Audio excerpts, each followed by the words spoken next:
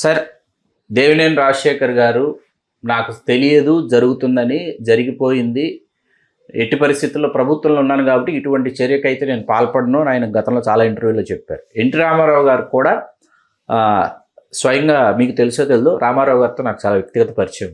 రామారావు గారిని నేను ప్రశ్నించినప్పుడు రామారావు గారు నాతో చెప్పినటువంటి సమాధానం ఏంటంటే, రాత్రి అరెస్టు చేసి ప్రభుత్వ ఆసుపత్రికి తరలిస్తామని చెప్పారు నాతో, అంతమంది ఇస్తారని నాకు తెలియదు, నేను ఎట్టి పరిస్థితుల్లో నేను అంగీకరించేవాడిని కాదు, నాకు తెలియదు అని స్వయంగా ఎన్టీ రామారావు గారు చెప్పారు. అసలు ఎవరు బాధ్యులు, ఏమిటి అసలు? బహిరంగ రహస్యం అని కొంతమంది మాట్లాడతారు, మొన్న కూడా బహిరంగ రహస్యమేది అని అంటారు.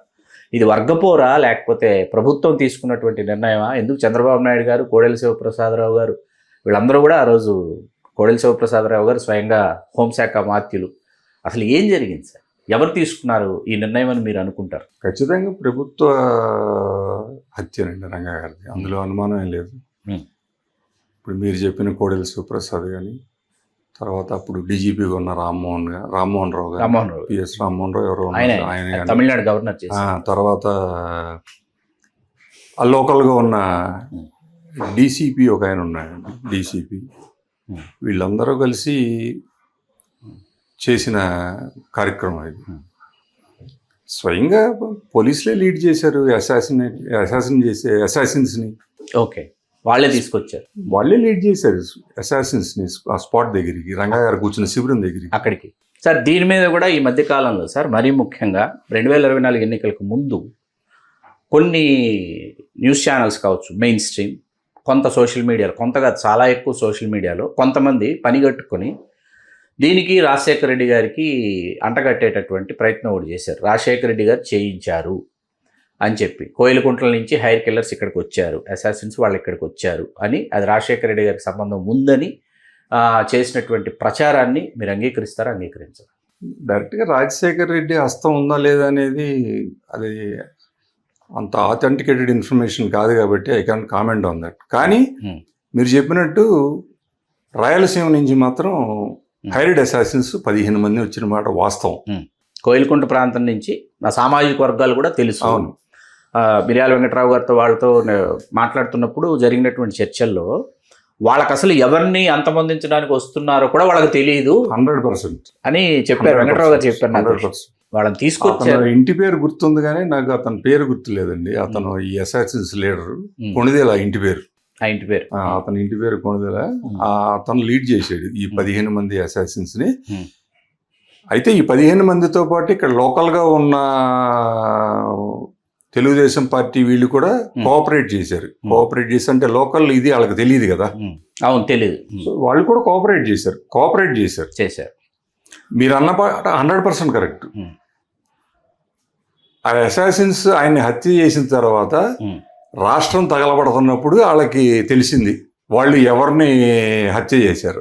వాళ్ళకి అప్పుడు అర్థమైంది, అప్పటిదాకా వాళ్ళకి తెలియదు ఎటువంటి నాయకుడిని మీదకి వెళ్ళామన్నది వాళ్ళకి తెలియదు. సార్, మరి రాజయువరాజ్ థియేటర్లు ఉన్నాయి, సాక్షాత్తు రాజశేఖర రెడ్డి గారు అని తెలుసు. రాజశేఖర రెడ్డి గారు భవిష్యత్తులో, ఎందుకంటే 85లో ఆయన పిసిసి అధ్యక్షుడు, రంగా గారు మొట్టమొదట ఎన్నికల్లో పోటీ చేసి గెలిచినప్పుడు రాజశేఖర రెడ్డి గారు స్వయంగా పిసిసి అధ్యక్షుడు. ఆయన తనకంటూ పూర్తి స్థాయిలో రాష్ట్ర వ్యాప్తంగా అన్ని సామాజిక వర్గాల్లో, మరీ ముఖ్యంగా కాపు సామాజిక వర్గంలో ఒక వర్గాన్ని ఆంధ్ర ప్రాంతంలో పెంపొందించుకోవాలని, అందులో సింహభాగం రంగా గారిని ఎంతో అభిమానించారని చెప్తారు. కొన్ని అంత క్రితం జరిగినటువంటి కొన్ని సమావేశాలలో రాజశేఖర రెడ్డి గారు, కేవీపీ రామచంద్రరావు గారు, రంగా గారితో ఉన్నటువంటి ఫోటోగ్రాఫ్స్ కూడా మనకి వాళ్ళ సోషల్ మీడియాలో దర్శనమిస్తాయి.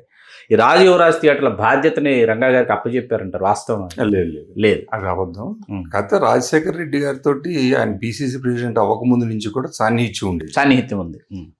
ప్రతిసారి హైదరాబాద్ వస్తే రాజశేఖర రెడ్డి ఇంటికి వెళ్లకుండా, ఆయనతో మాట్లాడకుండా మేము ఎప్పుడు విజయవాడ వెనక్కి వెళ్ళేవాళ్ళం కాదు. అంత ఇది ఉంది, ఆయనతో సాన్నిహిత్యం ఉంది.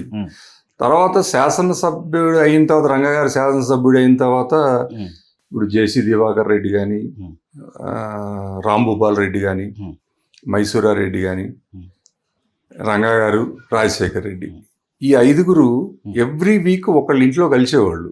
అంత సాన్నిహిత్యంగా ఉండేవాళ్ళు, ఒక టీం లాగా. కానీ ఒకటి కొద్దిగా నేను గమనించింది ఏంటంటే, రంగా గారు ఎప్పుడైతే ఈ కోస్టల్ డిస్ట్రిక్ట్స్, ఈ ఇట్లో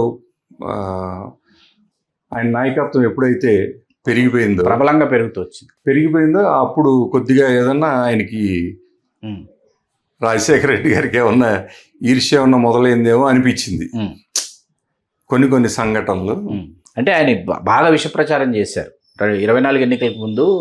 భవిష్యత్తులో రంగా గారు ముఖ్యమంత్రి అయిపోతారు అట్లా అనుకుంటే, ముఖ్యమంత్రి స్థాయి నేతలు ప్రతి రాజకీయ పార్టీలో ఒక స్థాయికి వచ్చిన వాళ్ళు ఉంటే ప్రతి ఒక్కరిని అంతమొందించుకుంటూ వెళితే దానికి ఇంకా అడ్డు అదుపు ఉండదు అనమాట. అది ఆ ప్రచారం బాగా చేశారు. సార్ ఇప్పుడు మొన్న మళ్ళీ చర్చల్లోకి ఈవేళ శాసనసభ్యుడిగా పలానా ఆయన వైజాగ్లో ఉన్నారు, ఆయన 4వ శాసనసభ్యుడు, ఆయన పాత్ర కూడా ఉంది. ఆయన ఆ సమయంలోనే వైజాగ్కి వెళ్ళిపోయారంటారు. ఆయన ఎవరో కాదు, మనందరికీ తెలుసు, వెలగపూడి రామకృష్ణబాబు గారు. ఆయన పాత్ర ఉందా, చలసాని పండు గారి పాత్ర ఉందా, లేకపోతే దేవినేని వెంకటరమణ గారి పాత్ర? ఆ రోజు ఆన్ ద స్పాట్ చలసాని పండు కూడా ఉన్నారు, చలసాని పండు కూడా ఆఖరణ వచ్చి పాల్గొన్నారని చెప్తారు. వాస్తవాలు ఇవన్నీ? నాకు తెలిసి వెలగపూడి రామకృష్ణబాబు పాత్ర ఉన్నట్టుగా నాకేమీ తెలియదండి, మరి నాకున్న ఇన్ఫర్మేషన్ ప్రకారం. ఎందుకంటే అతను ఏదో ఏలూరు రోడ్లో క్యాసెట్లు షాప్, రాగమాలిక అని క్యాసెట్ల షాప్ నడుపుకునేవాడు. అక్కడ వీళ్ళు కూర్చునేవాళ్ళు, నెహ్రూకు సంబంధించిన వ్యక్తులు, ఈ రమణ కానీ, వీళ్ళందరూ, గోపాల్ రెడ్డి కానీ, వీళ్ళంతా అక్కడ కూర్చునేవాళ్ళు. అంతే తప్పించి అతనంతా యాక్టివ్గా వీళ్ళ కార్యక్రమాల్లో పార్టిసిపేట్ చేయడం ఎప్పుడు చూడలేదు నేను. లేదు. అయితే వీళ్ళందరూ నేను చెప్పినట్టు మీకు లోకల్గా వీళ్ళందరూ కోఆపరేట్ చేశారు వాళ్ళకి, అసాసిన్స్కి, వాళ్ళకి సహకరించారు. ఇప్పుడు మీరు చెప్పిన పేర్లు వీళ్ళందరూ కూడా సహకరించారు, చలసాని పండుతో సహా అందరూ సహకరించారు. సార్ ఈవేళ రంగా గారి హత్యానంతరం ఒక అంబటి రాంబాబు గారు కావచ్చు, ఒక కన్నా లక్ష్మీనారాయణ గారు కావచ్చు, పుంజాల సుధీర్ కుమార్ గారు కావచ్చు, జక్కంపూడి రామ్మోహన్ రావు గారు కావచ్చు, గుడివాడ గురునాథరావు గారు కావచ్చు, ఆయన సామాజిక వర్గం నుంచి ఇంతమంది నాయకులు కాంగ్రెస్లో పుట్టుకొచ్చారు ఆ సమయంలో.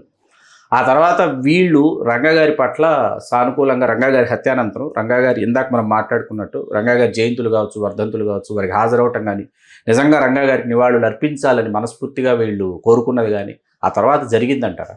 వాళ్ళకి మనసులో అయితే ఉండుంటుందండి, రంగా గారి మీద అభిమానం ఖచ్చితంగా ఉండుంటుంది.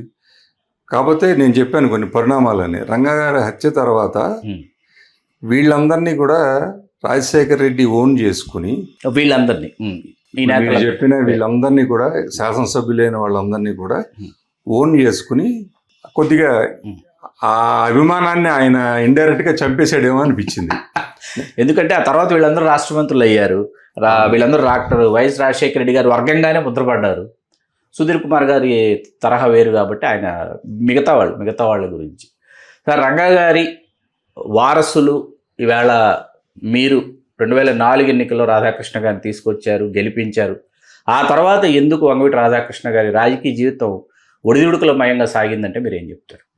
ఏదైనా ఒక కార్యక్రమం సక్సెస్ అవ్వాలంటే టీం వర్క్ ఉండాలండి. ఆ టీం వర్క్ చేసే టీం లేదు అక్కడ. ఇప్పుడు 2004లో మేము ప్రొజెక్ట్ చేసిన మాట వాస్తవే, కానీ మేము గెలిపించాము అని అంటే అది దాన్ని ఏమంటారో నాకు అర్థం కాదు. చాలా మీరు వాతావరణాన్ని సిద్ధం చేశారు, మీరు అతన్ని పోటీ చేయడానికి సిద్ధం చేసిన వరకు మా పాత్ర. ఆ తర్వాత రంగగారి అబ్బాయిగా రంగగారిని అభిమానించే వాళ్ళు అందరూ కలిసి గెలిపించారు అతన్ని. ఇంకా ఆ తర్వాత అతను ఒక టీం వర్క్ లేకుండా అంత స్వయం నిర్ణయాలు, సొంత నిర్ణయాలు తీసుకోవటం, వ్యక్తిగత నిర్ణయాలు తీసుకోవటం, తప్పుడు అడుగులు వేయటం, ఇవన్నీ అని నేను అనుకుంటున్నా. తప్పుడు అడుగులు వేశాడని. బట్ యాజ్ ఆన్ టుడే ఇప్పుడు కనపడతా ఉంది కదా, ఇప్పటివరకు స్థిరంగా రాజకీయ జీవితం స్థిరపడలేదన్నది అర్థమైపోతుంది మనకి.